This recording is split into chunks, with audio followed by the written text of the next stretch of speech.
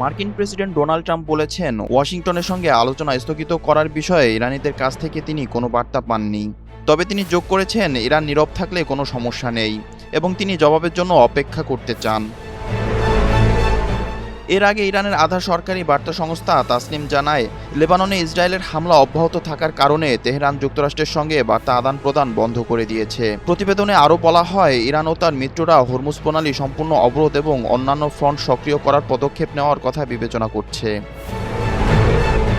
Trump সংবাদ মাধ্যম এনবিসিকে বলেন, ইরান আমাদের এ বিষয়ে জানায়নি।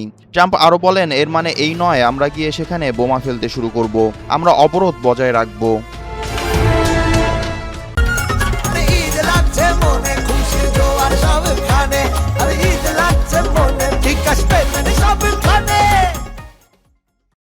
তবে এখন পর্যন্ত ইরানি কর্মকর্তাদের পক্ষ থেকে কোনো আনুষ্ঠানিক বক্তব্য আসেনি।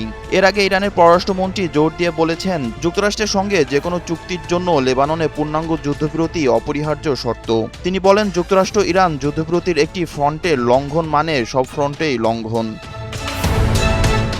ইরানের সরকারি বার্তা সংস্থা ইরনার দেওয়া তথ্য অনুযায়ী, দেশটির পররাষ্ট্রমন্ত্রী আব্বাস আরাগচি ওয়াশিংটন ও তেহরানের মধ্যে চলমান কূটনৈতিক প্রক্রিয়া নিয়ে বেশ কয়েকটি দেশের পররাষ্ট্রমন্ত্রীর সঙ্গে কথা বলেছেন। তিনি তুরস্ক, ফ্রান্স, পাকিস্তান ও বেলজিয়ামের কর্মকর্তাদের সঙ্গে পৃথকভাবে ফোনে কথা বলেছেন। এদিকে ইরানের কেন্দ্রীয় সামরিক কমান্ড ইসরায়েলের উত্তরাঞ্চলের বাসিন্দাদের সতর্ক করে বলেছেন, যদি ইসরায়েল বৈরুতের দক্ষিণাঞ্চলীয় উপসাগরগুলোতে হামলা চালায় তবে তারা যেন তাদের বাড়িঘর ছেড়ে পালিয়ে যায়।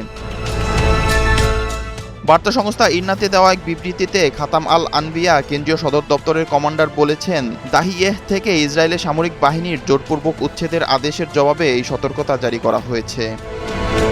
বিপ্লব শেখ, এনটিভি অনলাইন।